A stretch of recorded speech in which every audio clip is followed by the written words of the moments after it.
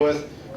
I'm sure some of it might have to do with I'm a known entity in their world. I mean, I talk to them, they know me, so. But there was nothing, that they would say would be pilot error in anything that they saw, which is great. So I don't have to worry about that. Going back to the NTSB and insurance, the one thing I know Travis would appreciate is a check from the insurance company. And if it was totally destroyed, that'd be easier. The fact that it wasn't, now the insurance company is working to see if they can rebuild it or what they're going to do. And honestly, that kind of sucks if they're going to go down that road because it could take forever. If he just gets a check and buys another airplane, we can start flying again, right? That's what we're hoping for. But until insurance figures it out, we don't know. Isn't your leg starting to hurt? My leg? Now you got injured. Now Yeah. you can get it. Yeah. Ow. CAPS history and stats. I know a lot of questions are about this. There have been 93 CAPS events since the beginning, and as of 7 September. 93 of those means the CAPS were activated somehow, somewhere. 78 were deployments that were considered saves, like ours. There were a few that were not considered saves, and I'll give you some examples. One was a mid-air collision. A tow plane towing a glider hit a Cirrus in Denver. The impact caused the parachute to go off. Everybody died, but they didn't pull the chute. Another one was a very, very high-speed spiral. It wasn't a spin because they were high speed, and the caps did get pulled too low, but it ripped right off. They were well above the design limits of the caps, so you can't do anything with those. One of them, of the more recent ones, they actually changed the caps handle and made it electronic instead of manual, like a manual spark. The electronic's great, it's just a little card. However, one airplane was sitting on the ramp one day, nobody in it, got hit by lightning, and the caps rocket went out. They fixed that problem since then. But those are some of the incidents or some of the events that we don't consider safe because they had nothing to do with the pilot and it didn't matter. However, of the deployments that are considered saves, there have been 161 survivors and 1 fatality. And in that 1 fatality, there was 4 people on the airplane, so 3 of them lived.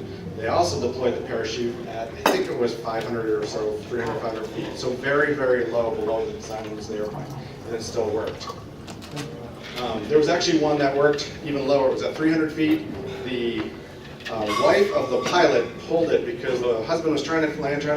She had enough. She pulled the parachute. Well, it was too low. However, it got caught up in the power lines. So wrapped around the power lines before it even opened up, and they came swinging down off the power lines like this, barely touching the ground. They crawled out, and then it arced and it burned the airplane.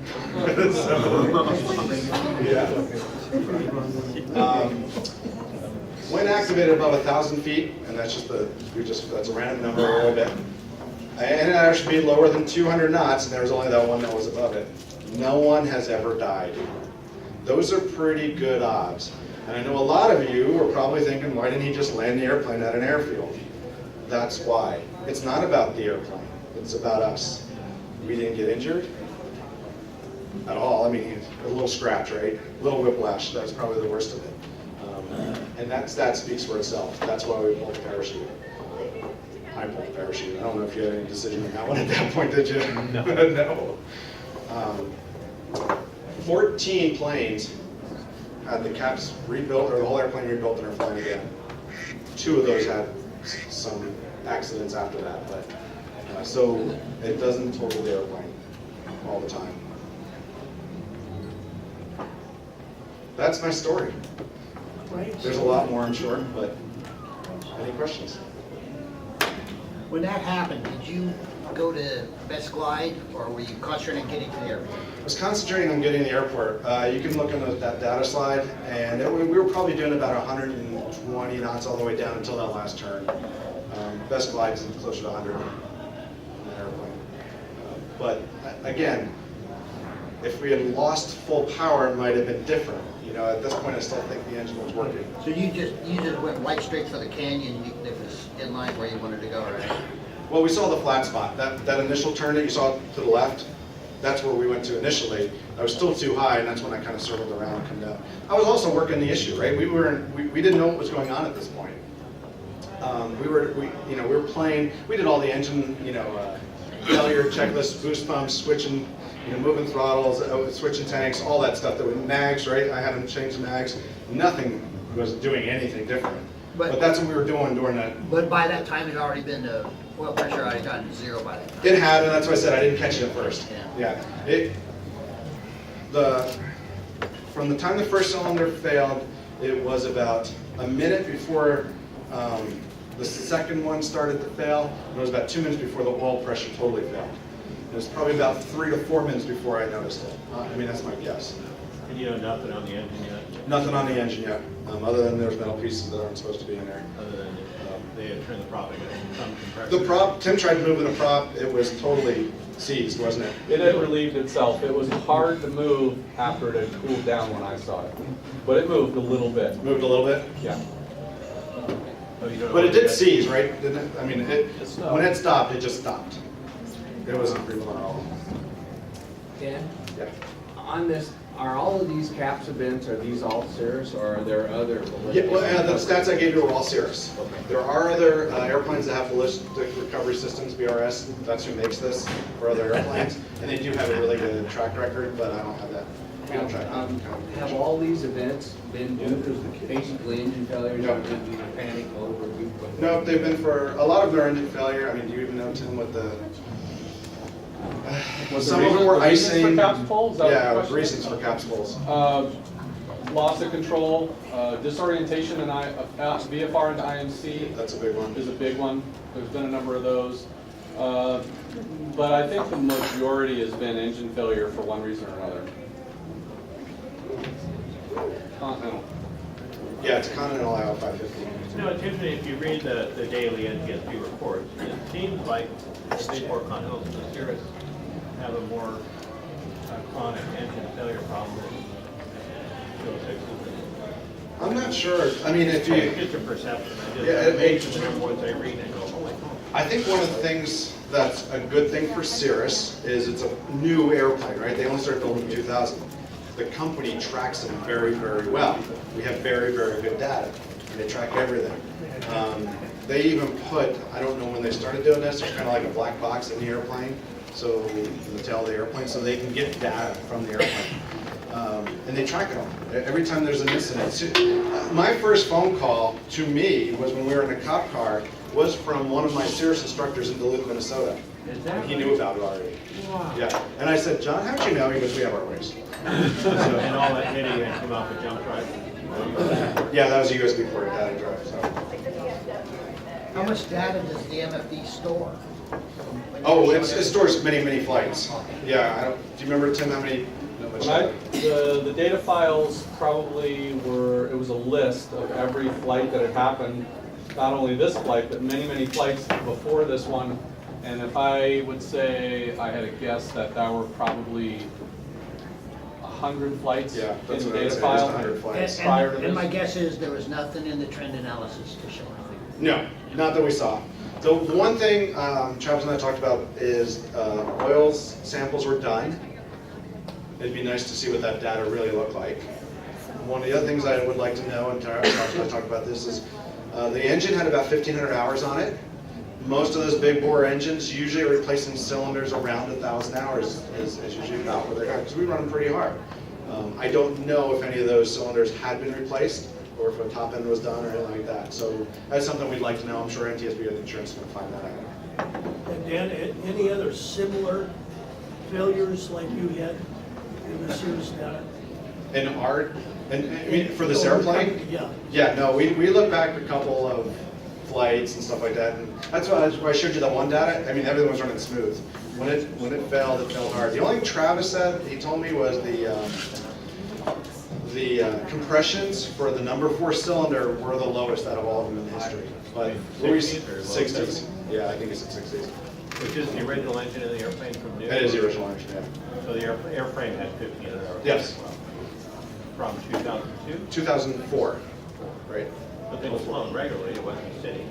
No, it wasn't, and that's the one thing we looked at when I met, is you look for trends of how often it's flown, right? When are the oil changes, when are the 100 hours? This thing had a honeymoon life. So, yeah, it's, So you had 78 saves up there. Do you know the other side of the statistic? So how many serious accidents could have been saved by parachute where they didn't pull up? There are, I don't have that number in front of me. If you go to cirruspilots.org, you don't have to be a member. You get all kinds of data off of it. There's a statistician that actually does all this. He keeps a good record of accidents or fatalities, especially what we're really concerned about, where a parachute would have worked better. And he's got multiple, Rick does a presentation where he shows 2 accidents, one where there was a caps pull, one where there wasn't. They're almost identical. So it does happen, and what we found out is about in 2010, which is about 10 years of the airplane being used, since it first started being built, that's when we got really good data for how to use the parachute. Prior to that, our GA fatality rate was about twice that of GA. In 2010, we really focused hard on training. We found that it wasn't the airplane, it's a very safe airplane. It was just how to use it, right? So we changed the way we use the parachute. Instead of it just being there in case, it's go to there first, almost. At least think about it. We actually say on all our checklists, anytime you have an emergency, item 0 is consider caps. So at least it's in the front of your mind. Because we changed training, the accident rate went to about half of GA rates after 2010. So it's not about the airplane. We didn't do anything different to the airplane. It was how we trained it. Hey Dan, you kind of hit on it. It's a philosophy change, and you hit it. It's like your prioritization, right? Save yourself and save the plane, right? So. Yeah, there's a lot of critiques out there of why didn't you just land it? Why didn't And one of the things I like to talk about, especially in this airplane, is the tires are this big, right? You got 3 of them. We land at 80 knots. If you want to go into a field that you've never been in your 4x4 pickup truck and go 80 miles an hour, 80 knots, you wouldn't do that. Try to do it with a little airplane like this. You don't want to do that. We don't really care about the airplane. Insurance doesn't care about the airplane. The airplanes, this one was, a couple $100,000. Some of them are, the most expensive one's $1 million. That's still cheaper than most people's estates. They'd much rather pay for an airplane. And that is a philosophy difference. Dan, how is this incident going to change how you instruct as a professional instructor? My wife won't let me get an assessment.